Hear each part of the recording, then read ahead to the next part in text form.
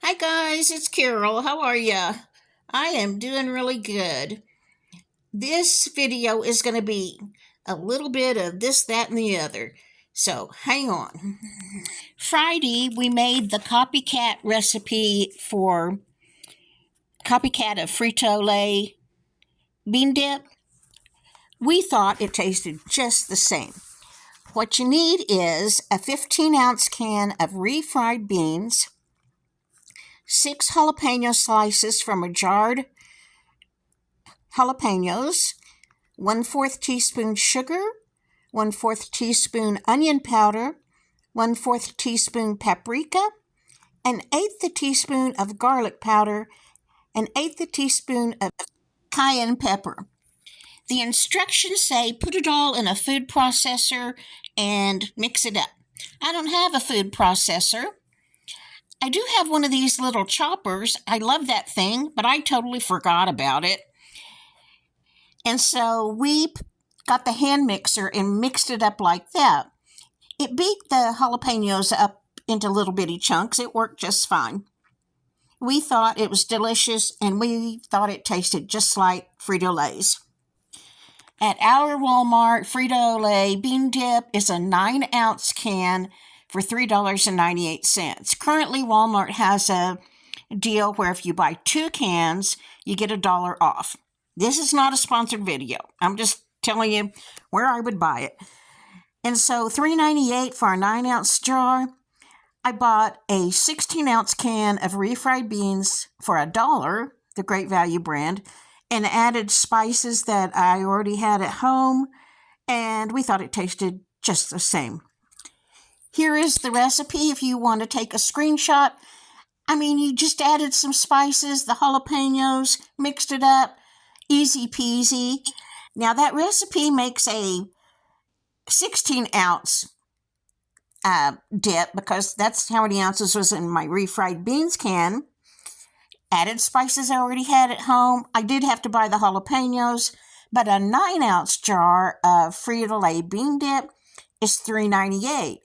If you bought 2, that would be 18 ounces for $8 versus 16 ounces for basically $1 and some spices and jalapenos.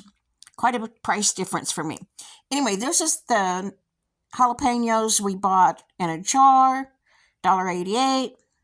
And then about the corn chips. For 69 years of my life, I thought I had to have Frito-Lay brand Frito corn chips. Then they got to be kind of high, or a lot high, so we decided to try the Great Value corn chips. They're $1.97 for a 9.25-ounce bag. A 9.25-ounce bag of Frito-Lay brand is $5.89. Right now it was on sale for $4.69. But that's quite a price difference from $1.97 for the same amount. And it tastes good. Okay, one of my subs asked me to show how we made our pinwheels. When I told you the other day we were going to make pinwheels. First of all, take a piece of aluminum foil and measure it out where it's slightly larger than a cookie sheet. Then you crumble it up because you want those little pockets to catch grease. Put 6 strips of bacon on your foil. Put it in the oven and bake it at 400 degrees for somewhere between 10 and 20 minutes. On my oven, it takes 15 minutes to get it good and crispy. You're going to make bacon bits, so it's got to be crispy because you're going to crumble it up. You're going to take your bacon off of the cookie sheet, put it on a plate that's covered with a paper towel so you can blot up some grease. And then you're going to be left with that grease on your cookie sheet, on the aluminum foil. What you're going to do, unless you want to save it somehow, is carefully, because that grease is going to be hot, carefully scrunch that foil up in a tight little ball and throw it away. That's your cleanup. Now, the cookie sheet may have some grease on it, but usually just a tiny little bit. I go ahead and wash that cookie sheet, but it's not a big deal to get off the drops of grease that may have landed on the cookie sheet. Easy peasy to clean up. Next, we're going to make the filling. First of all, you need an 8-ounce package of cream cheese softened. I put it in a bowl, and my grandson mixed it up with the mixer to get it good and soft and creamy. And then you add whatever you want to. We added a half a cup of cheddar cheese. Monterey Jack is also good. An 8-ounce can of sour cream, a 4-ounce can of diced green chilies, and our bacon bits that we made. Stir all that up with a spatula, and then you're going to smear it on your flour tortilla. Now, your flour tortillas need to be room temperature, because if they've been in the refrigerator and they're really cold, when you try to roll that flour tortilla up, it's going to crack. And right here, you can see this is not a cooking channel. I'm just showing you what we eat. On a cooking channel, they would not have a messy bowl like that. But this is at home. Okay, put a flour tortilla on a plate and spread your mixture on the flour tortilla.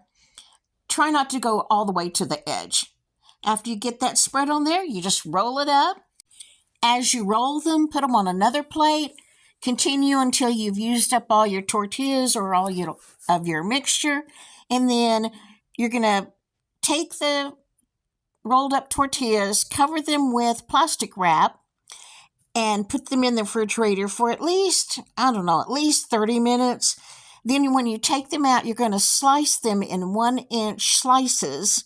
I don't have a picture of that because by the time we did all that, my kids were ready to eat and didn't get a picture. But you slice them into 1-inch pieces. Then you dip them in salsa, or my grandkids like to dip them in ranch. Now, just a random question because I thought about it. I bought that big package of chicken breasts. There were 6 in there. Here's a tiny video. Hi guys, I have a question. Do you wash your chicken before you cook it? For most of my life, I did wash it because I don't like to touch it. And then, about a year or two ago, I read that you're not supposed to wash it because if you wash it, you spread the germs all over the kitchen in the act of washing them off. So, what do? USDA research has found that washing or rinsing meat or poultry increases the risk for cross-contamination in the kitchen, which can cause foodborne illness. From a food safety perspective, washing raw poultry before cooking it is not recommended as the safest method. Now, lastly, about that vacuum cleaner I bought. Remember I told you Walmart had one on sale? Still not a sponsored video. Anyway, Walmart says this vacuum cleaner's regular price is $599.99, and they have it on sale for $66.99. After I told you about that, I thought, oh dang, what if that's a horrible vacuum cleaner and I've told you about it? So I used mine today. This was the first chance I had to use it because I was busy doing other stuff. But anyway, I vacuum my living room every day because the dogs and I live in the living room. I got my old vacuum cleaner out, emptied the canister so I could see what it picked up today. This is what it picked up just today in my living room. Casey's dog Andy sheds a lot, and we track in sand and dirt from the vacant lot where we have to walk the dogs. Anyway, that's what my old vacuum cleaner picked up today. After I did that, I got out my brand new vacuum to use it for the first time. It got this much dirt up right after I vacuumed with the old vacuum cleaner, so I think it works pretty good. I was scared. I was afraid I told you about a dud. Okay, back to that package of chicken breast. I threw them in the crock pot, put in maybe a cup of water, cooked them on high for about 4 hours, and then I put them in this casserole dish and shredded them with 2 forks. Just for your information, after I shredded them, I packed them in freezer bags to have for sometime when I want to make a soup or a casserole. If you have one of these little holders that holds your freezer bag, that is great. It's easy to get the chicken from the 2-cup measuring cup into the bag. And I do 2 cups per bag because that's what it usually takes for a casserole. I got that little stand from Temu, but I'm sure Walmart and everybody else has them. But you really don't make a mess if you're trying to load the Ziploc bag by yourself.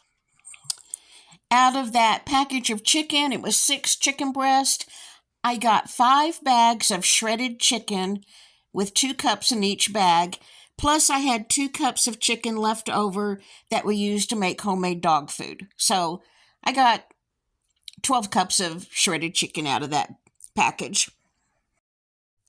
Remember in my last video, my granddaughter told you that she was laying on her bed talking to Casey, and she had a plate of bananas with peanut butter, and her dog, Maggie, the St. Bernard, ran and jumped on the bed, and her paw landed right on the plate of bananas and peanut butter.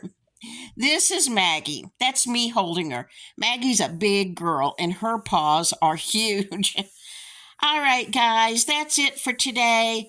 Please let me know how you're doing. I worry about everybody, especially people on the East Coast. I just don't know where those people are going to go live, what they're going to do with their jobs floated away.